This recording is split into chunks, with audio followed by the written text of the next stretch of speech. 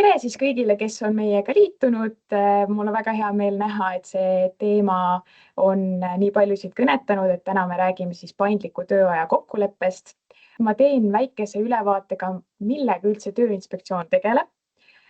Meil on peamiselt siis 3 teenust. Tooksin välja siis ennetuse ja nõustamine, et kõikidel inimestel on võimalik meie poole pöörduda. Meil on selline infotelefon nagu 640 6000 ja see on siis iga päev tööpäeviti siis 9-st kella 3-ni avatud. Võite helistada ja küsida ja vastame siis erinevatel tööalastel teemadel. Aga enne, kui te võib-olla kõne meile teete, tasub kindlasti vaadata meie tööelu portaali. See on selline lehekülg nagu tööelu.ee. Seal on meil siis enamasti kõik sellised uudised ja enam levinud küsimused, mis me saame, on seal ilusti kajastatud, et võib-olla kui mõni küsimus tekib, siis tasub kõigepealt sinna surfama minna, et äkki leiab sealt juba vastuse. Et selline tore lehekülg. Siis teine teema, millega me tegeleme, on järelevalve, ehk siis võib-olla mõni teist on ka kokku puutunud, et inspektorid käivad siis töökohtadel ja kontrollivad siis tööohutust, töökeskkondi. Et see on kindlasti väga suur osa meie tööst. Ja meil on ka töövaidluskomisjon, kes siis lahendab töövaidlusi, ehk siis konflikte, mida võib-olla omavahel ei ole suudetud ära lahendada. Ja kui me mõtleme siis, et Tööinspektsioon kui selline, me üritame ikkagi, meie peamine eesmärk on, et kõik inimesed tuleksid töölt tervena ja elusana koju. Ehk siis kahjuks ikkagi neid õnnetusi juhtub ja me püüame siis neid ennetada. Eelmisel aastal, kui me vaatame statistikat, oli üle 3000 õnnetuse, täpsemalt siis 3323 õnnetust ja 7 lõppes surmaga. Et kahjuks selliseid õnnetusi oli. Ja mis siis, kui me mõtleme, et mis siis valesti läks või mis need põhjused on, siis enamasti kõige suurema osa moodustavad just õnnetused, kus töötaja kaotab kontrolli töövahendi üle. Et sinna alla lähevad näiteks masinad, mõned kas või noad, saed, kõik, millega siis töötajad tööd teevad, et nende üle kontrolli kaotamisel juhtub päris palju õnnetusi ja teisel kohal tegelikult on kukkumine, et on see siis kõrgusel, redeli pealt näiteks või siis ka tasapinnal, et kui liikumisteedele on jäänud mingisuguseid asju maha, siis selle tõttu ka õnnetusi juhtub. Meil on selline hea teenus nagu konsulteerimine, ehk siis on igal ettevõttel võimalik kutsuda siis meid koha peale, et on see siis töökeskkonna konsultant, vaimse tervise konsultant või siis töösuhete konsultant, et nemad siis annavad nõu ja vaatavad siis võib-olla sellise värske pilguga seda ettevõtte töökeskkonda. Nemad ei tee trahve, nemad ei tee ettekirjutusi ja siis annavad pigem nõu ja konsulteerivad. Et kui teil selline soov on, siis tasub sellest kirjutada tii@tii.ee ja pannagi kirja, et soovite konsulteerimist.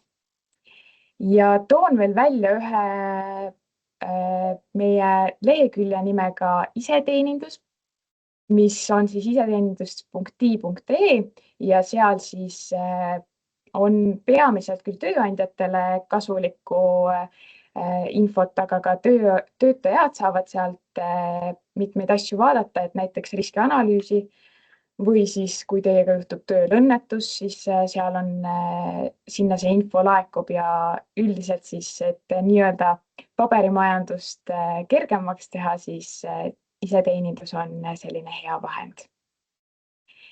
Nii, aga nüüd me saame liikuda edasi meie tänase teema juurde. Ma juhatan sisse meie esineja Vladimiri, kes räägib teile siis paindlikust tööajast. Nii, tere ka minu poolt. Mul on väga hea meel, et teid on täna nii palju, teid on üle 400. Te olete täna kõik siin. Aitäh teile selle eest. Ja täna ma tahan teiega rääkida paindliku töö kokkuleppest. Tegemist on uue regulatsiooniga, mis on jõustunud 13. veebruaril 2026. aastal. Ja kuna tegemist on regulatsiooniga, mis on uus, varem sellist ei olnud, ta kindlasti tekitab küsimusi, siis neid küsimusi ja seda teemat ma tahan täna teiega arutada ja vaatame, kelle huvides on paindliku töö kokkulepe, kas tööandja huvides või töötaja huvides. Ja ma palun teid esitada oma küsimused või kommentaarid chati ja pigem esitluse lõpuks, sest väga võimalik, et ma vastan teie küsimusele ka oma esitluse käigus. Ja kui te näete chatis sellist kommentaari, mida te toetate või kui teil on sama küsimus, siis pange like, siis ma saan aru, et tegemist on kommentaariga, millele on vaja pöörata rohkem tähelepanu.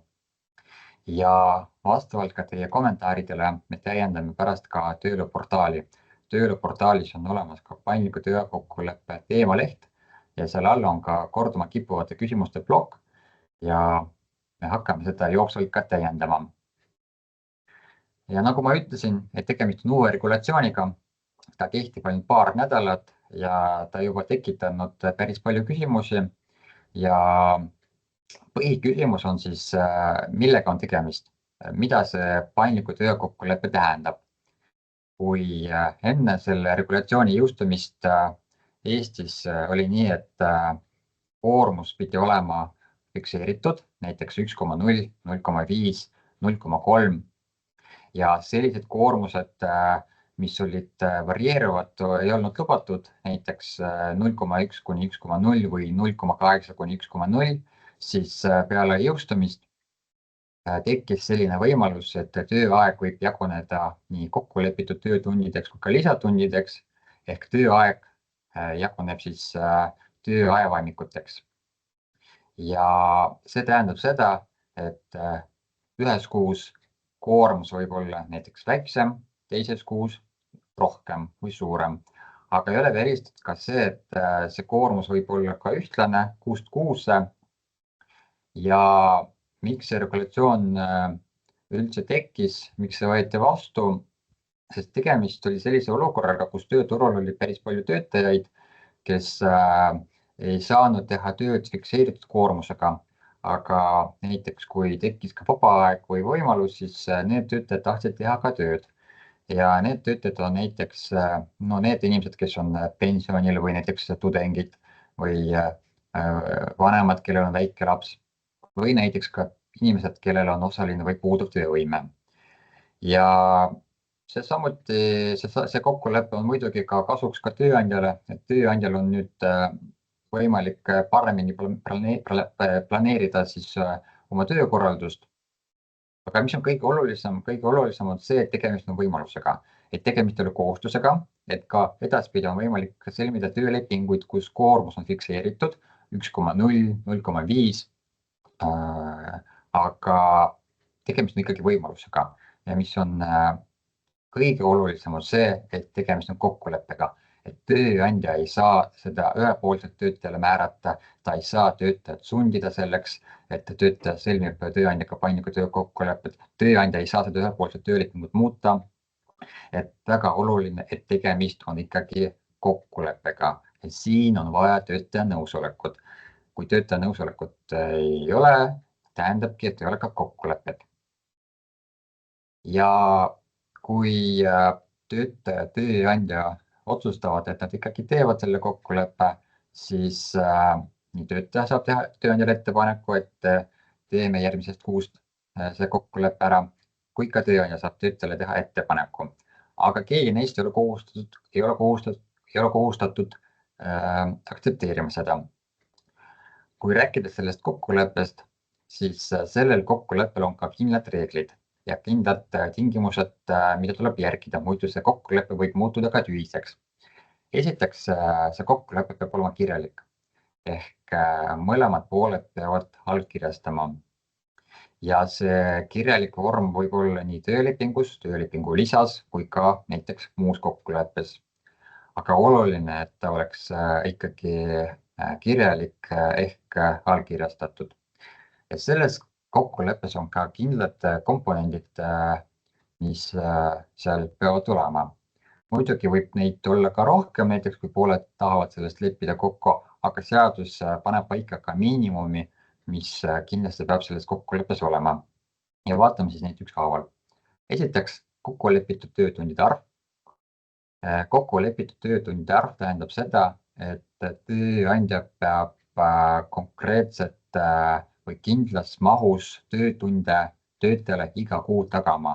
Seadus ütleb, et miinimum see kokkulepitud töötundide maht on koormusega 0,25 ehk siis alates 10 tunnist 7-päevase ajavahemiku jooksul.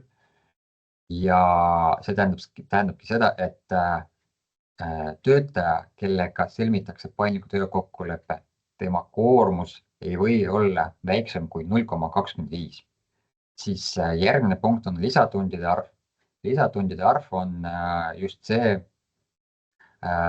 tähendabki seda varieeruvust, ehk siis see maksimum, mida tööandja võib töötajale pakkuda ja ei teki ületunde.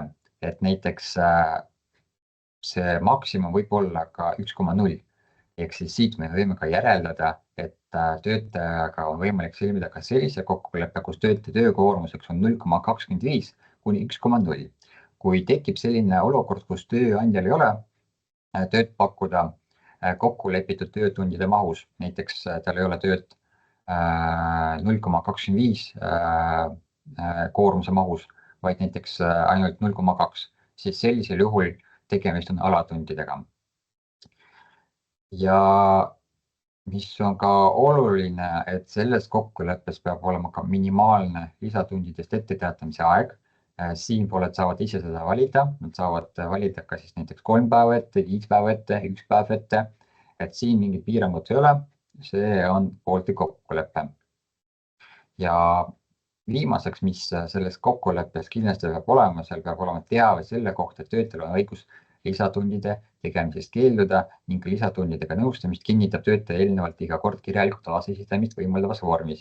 Et tööandja peab töötajat teavitama sellest, et töötajal on õigus keelduda, et näiteks kui tegemist on ikkagi selle sama kokkuleppega 0,25 kuni 1,0, siis tööandja peab tagama vähemalt tööd 0,25 mahus, aga ta ei ole kohustatud rohkem pakkuma. Ja kui ta pakub näiteks, ta ütleb, et näiteks järgmisel nädalal keegi jäi haigeks, siis on vaja, et see konkreetne töötaja asendaks seda töötajat, kes jäi haiguslehele, siis tööandja võib pakkuda, aga töötaja võib sellest ka keelduda. Näiteks tal on ka mingi erakohtumine sel ajal. Ja kui tööandja pakub töötajale sellise võimaluse, siis töötaja peab iga kord kinnitama tööandjale kirjaliku taasesitamist võimaldavas vormis seda, et ta on nõustunud sellega. Ehk siis see võib olla ka SMS-i saatmine, see võib olla ka e-kirja saatmine, aga ei ole välistatud ka paberkandjal kinnituse saatmine.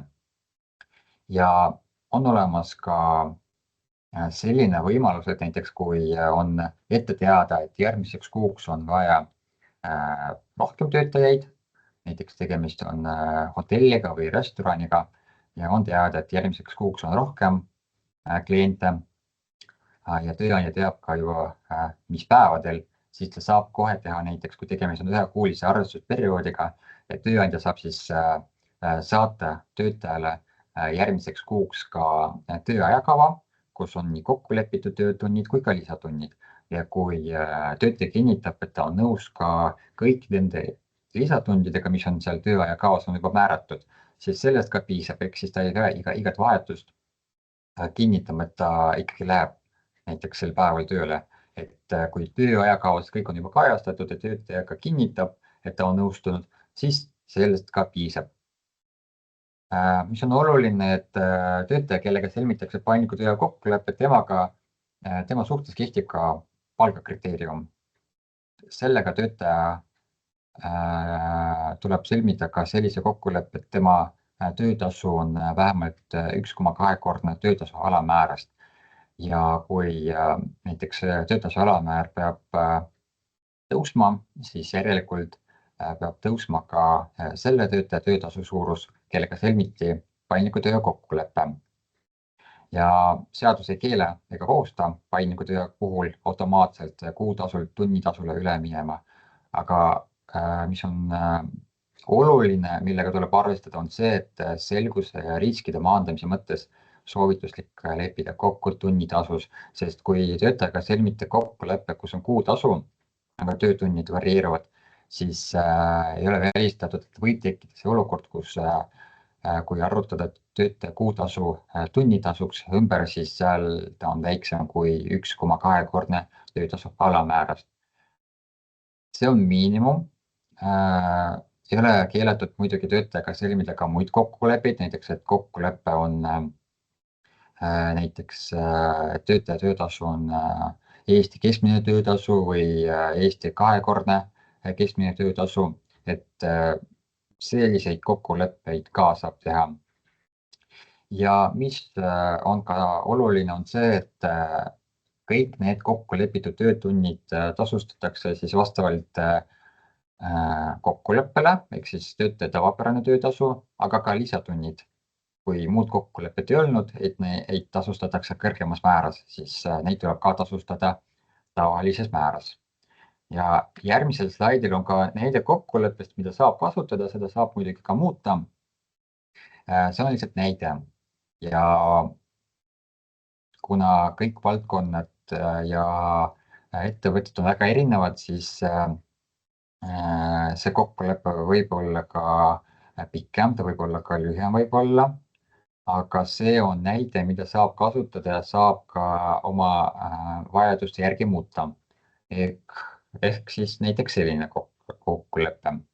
Näiteks pooled lepivad kokku paindliku tööaja kasutamisest töölepingu seaduse paragrahv 43/3 alusel. Töötaja tööaeg jaguneb kokkulepitud töötundideks ja lisatundideks.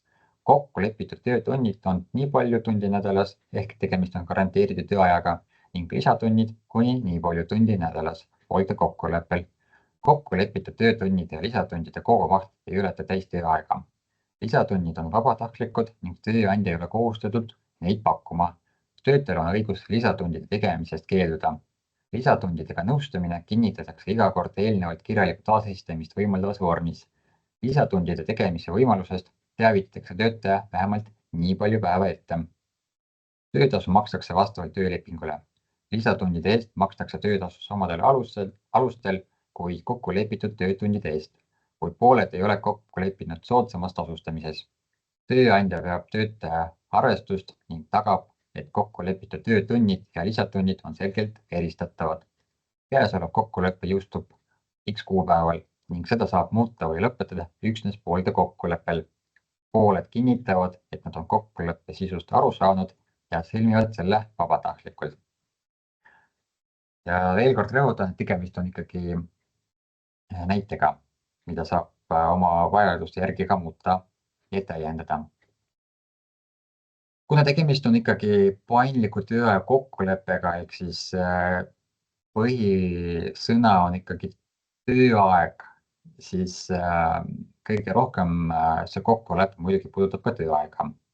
Ja nagu ma ka varem ütlesin, et töötaja minimaalne töökoormus, ehk siis need kokkulepitud töötunnid on 0,25, mis tähendab 10 töötundi 7-päevase ajavahemiku jooksul ja töötaja maksimaalseks koormuseks on võimalik 1,0.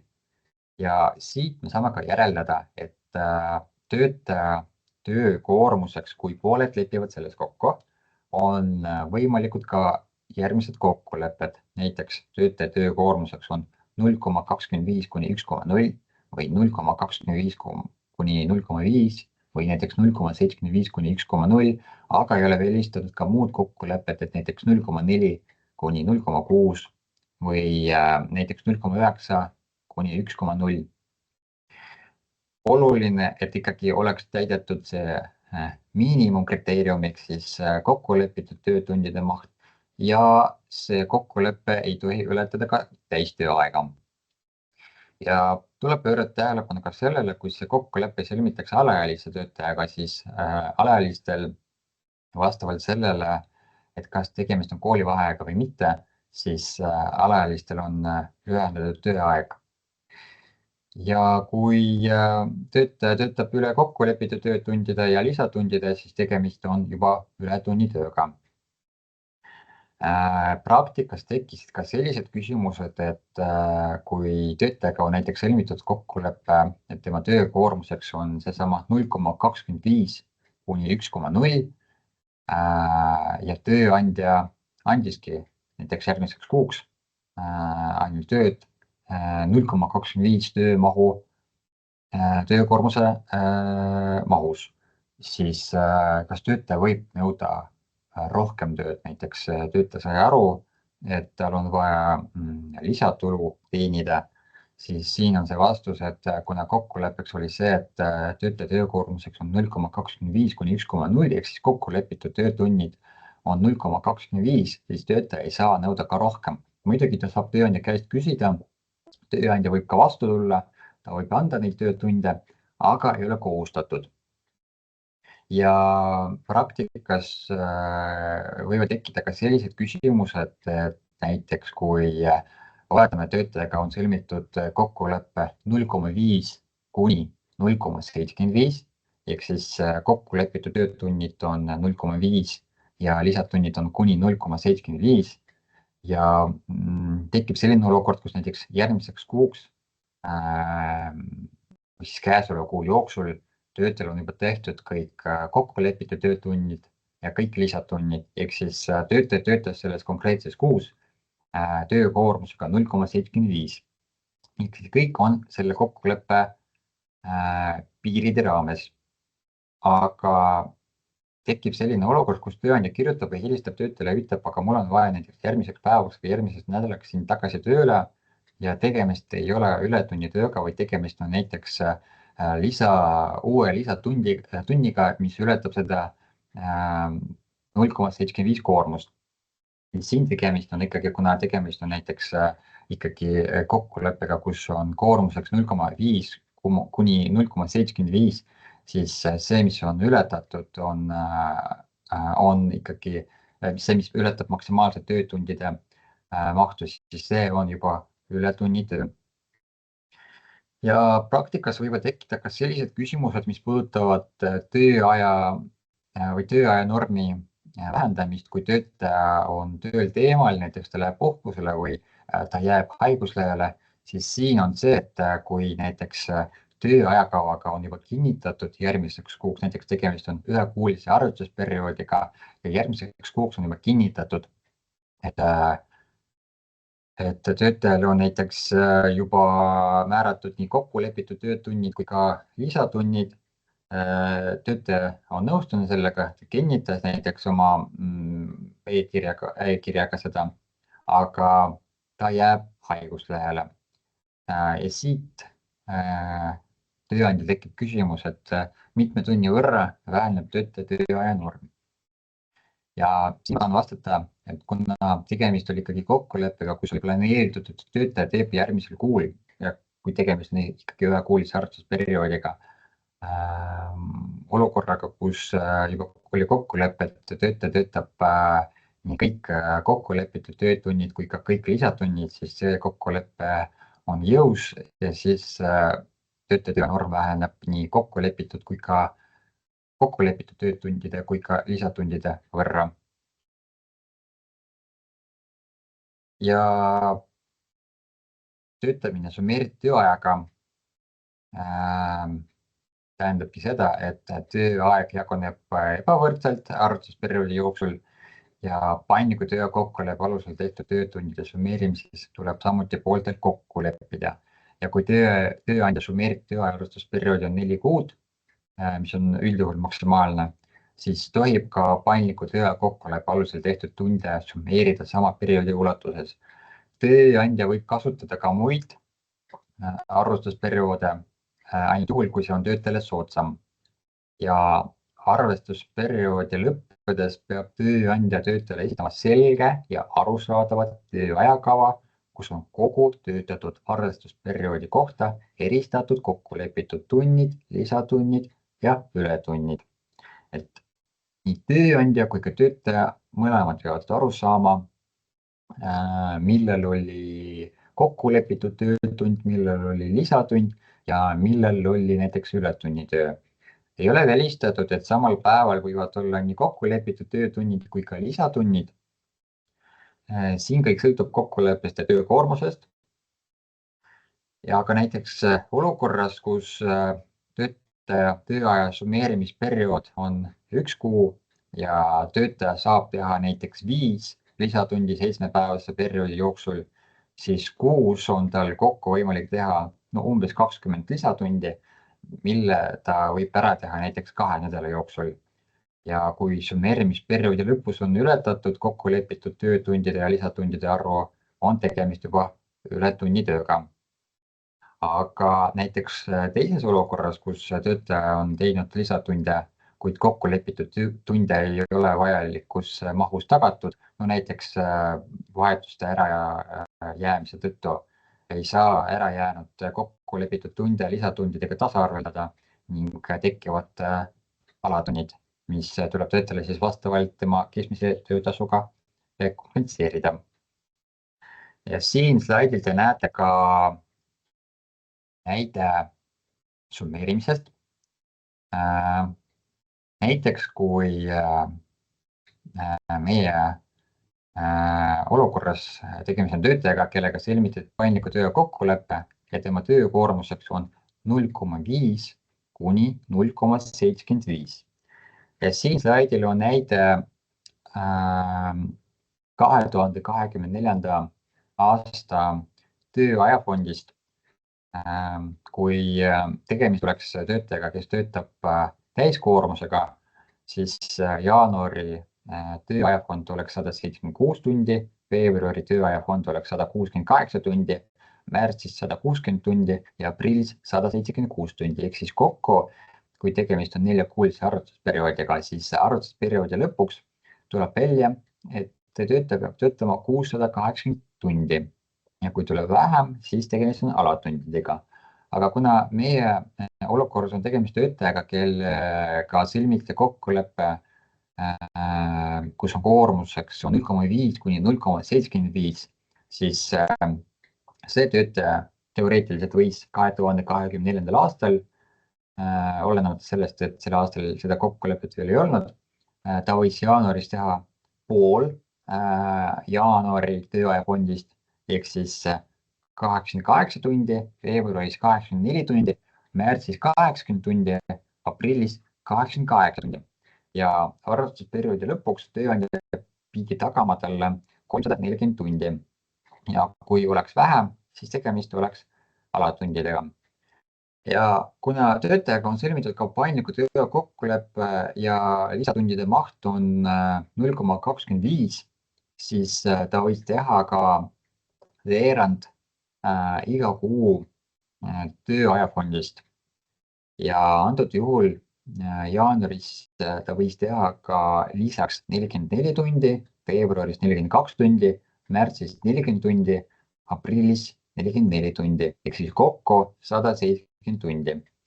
Ja siit siis saab teha sellise järelduse, et selle arvestusperioodil töötaja võis teha, kui tal on koormus 0,5 kuni 0,75, ta võis teha 340 tundi kuni 510 tundi. Et summeerimine ei ole lihtne teema. Ta võib tekitada ka küsimusi ja seetõttu on väga oluline, et tööandjal oleks ka selge ja arusaadav ajakava, kus on näha, palju töötajal on kokku lepitud töötunde, lisatunde, ületunde, aga ka alatunde, kui nad tekivad. Seaduses on olemas ka õigused ja võimalused, mis kaitsevad töötajad. Näiteks töötajal on õigus ka lisatundide tegemisest keelduda. Tal ei ole kohustust neid teha, aga tal on kohustus töötada vähemalt kokku lepitud töötundide ulatuseks, ehk siis see minimaalne koormus, milles pooled lepivad kokku. Ja töötaja peab ka kinnitama seda, et ta on nõustunud ikkagi lisatundidega, aga sellest me ka juba rääkisime, et seda saab ka kinnitada tööajakavas. ja väga oluline säte töötaja kaitseks, mida praktikas me näeme ilmselt poole aasta pärast ja usun, et see võib ka tekitada praktikas päris palju küsimusi, aga hetkel ühtegi olukorda ei ole veel tekkinud, sest päriselus see võib rakenduda ainult poole aasta pärast. Et kui töötaja on töötanud viimase 6 kuu jooksul enamuse ajast rohkem kui kokku lepitud töötunnid, on töötajal õigus nõuda paindliku töö kokkuleppe muutmist ja kokku lepitud töötundide suurendamist. Näiteks kui kokkulepe oli 0,25 kuni 1,0, aga tegelikult töötaja töötas viimased 6 kuud, no näiteks seal koormusega 0,5 iga kuu või ikkagi iga kuu oli täiskoormus, siis töötaja võib nõuda ka paindliku töö kokkuleppe muutmist. Ta ei ole kohustatud, aga ta võib seda nõuda. Ja kui tööandja ütleb, jah, tõepoolest tööd on rohkem, et saame muuta ka paindliku töö kokkulepet ja kui pooled lepivad uues kokkuleppes, siis olukord on lahendatud. Aga kui tööandja ja töötaja ei jõua uues kokkulepitud töötundide määras kokkuleppele, on töötaja kokkulepitud tööajaks tööandjale taotluse esitamise seisuga töötaja viimase 6 kuu keskmine töötundide arv 7-päevase ajavahemiku jooksul. Siin ei ole välistatud see, et töötaja võib nõuda kokkulepitud töötundide suurendamist. Tööandja võib keelduda ja siis jääb kehtima see keskmine, aga ma ei välista, et praktikas võivad tekkida ka need olukorrad, kus tööandja ikkagi ütleb, et ei, ma ei ole sellega nõus, siis töötaja hakkab tööandjalt nõudma keskmist töötasu, kuna tööandja ei andnud töötajale tööd ja siis see võib lõppeda ka ilmselt töövaidlusega. Aga seda me saame hinnata alles poole aasta pärast. Ja kokkulepete ühisus, et kui kokkuleppes, et ei ole kirjalik, seal ei ole kõiki neid tingimusi, millest me rääkisime, siis ta on algusest peale tühine. Ja sellisel juhul töötajaga ei ole paindliku töö kokkulepet sõlmitud, nii kokkulepitud töötundide ületavad tunnid loetakse ületundideks. Ja küsimuste korral muidugi saab meiega ka ühendust võtta, aga ma palun eelkõige vaadata tööeluportaali. Me tegime ka sellise paindliku töö kokkuleppe teemalehe ja seal all on korduma kippuvate küsimuste plokk ja me tahame seda ka jooksvalt täiendada. Et ma usun, et paljudele küsimustele te leiate kas seal vastuseid nende küsimustele. Ja siin ma teid tänan ja asun siis vaatama, kas on teil küsimusi? Jaa, on küll ja nüüd on siis see koht, kus ma küsin need, mis on chati tulnud ära ja kes soovib, saab tõsta käe, et siis ma teen mikrofoni lahti ka. Selline küsimus, et kas töö võib jaguneda ka erinevate ülesannete vahel, et näiteks erinevate osakondade ülesannete vahel ja kui jah, siis kuidas seda fikseerida? Tegelikult, kui töötajaga on sõlmitud töölepingus või siis töötajal on ka ametijuhend, kus on ka loetletud töötaja ülesanded, siis siin ei ole ka vahet, et kas näiteks töötaja teeb konkreetset ülesannet, kas kokkulepitud töötundide jooksul või ta teeb neid näiteks lisatundide ajal. Et paindliku töökokkulepe puudutab pigem ikkagi tööaega. Nii kas norm väheneb sõltuvalt, kas töötajal on planeeritud tööpäev töötunde vähendaval tööpäeval. Jah, kui töötajal on näiteks, no võtame näiteks veebruari, et kuna sel aastal 23. veebruar oli esmaspäeval ja näiteks kui on planeeritud, et töötaja tööpäev oli 23. veebruaril, siis järelikult tema kuu norm on 3 tunni võrra väiksem ja vastavalt sellele see võib mõjutada ka paindliku töö kokkulepet.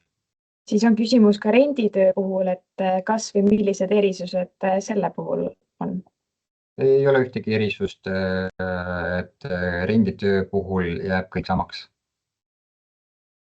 Ja kuidas tasutatakse siis alatunnid ja ületunnid, kui need tekivad?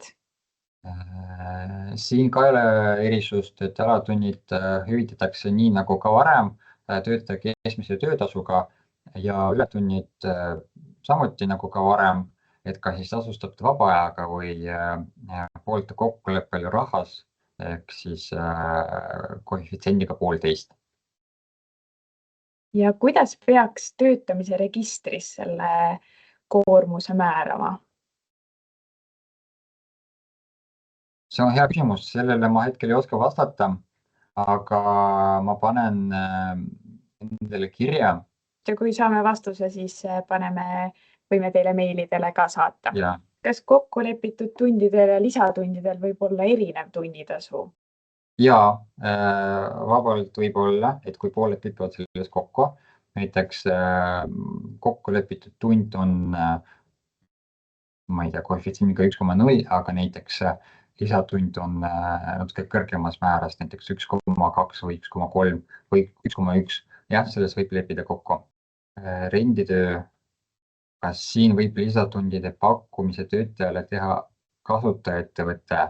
See tähendab, kas kogu suhtlus lisatundide pakkumise nõustamise teemal võib olla kasutajaettevõttega, eeldades, et kokkulepe töötajaga on rendiettevõttega sõlmitud. No siin ma tahan öelda, et rendiettevõte on ikkagi selle töötaja tööandja ja konkreetselt see rendiettevõte reguleerib töötaja tööaega, et mitte kasutajaettevõte. Paindlikke töötunde lepiti kokku jooksvalt, näiteks 48 tundi ette. Kuu keskel töötaja haigestus ja haiguse perioodile oli osaliselt planeeritud ka paindlikke töötunde, aga mitte kogu potentsiaalses mahus. Kuidas on õiglane vähendada tööaja normi? Siin siis, kui oli juba kokkulepe, et töötaja teeb nii kokkulepitud töötunde kui ka lisatunde, näiteks mitte kõik lisatunnid, mida kokkulepe lubab, aga näiteks ainult pool lisatundidest, siis see tööaja norm väheneb kokkulepitud töötundide ja ainult planeeritud lisatundide võrra. Ja siin vastati ka, mis puudutab TÖRRis ei pea tööaja määra märgima. Väga hea, aitäh selle vastuse eest. Töötajaga on kokku lepitud 0,25 määrast garanteeritud tööaega ning lisatunde ei tehtud, siis sisuliselt on tegemist osalise koormusega. Töötajaga minimaalne sotsiaalmaks tuleb ikka maksta, kui tulu kuus on alla miinimumtasu. Siin jah, seaduses sotsiaalmaksu osas mingit erisust ei olnud, et ikkagi tööandjale jääb see sotsiaalmaksu miinimummäära maksmise kohustus. Kui kokkulepitud tundide tasu ja lisatundide tasu võib olla erineva tunnitasuga, siis kas kokku peab olema 1,5-kordne miinimummäärast? Selles mõttes sel töötajal, kellega on sõlmitud paindliku töö kokkulepe, tema töötasu ongi,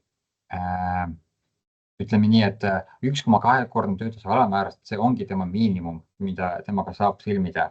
Ja kui tahetakse näiteks leppida kokku selles, et lisatundide eest makstakse rohkem, siis tuleb näiteks 1,3 töötasu alammäärast.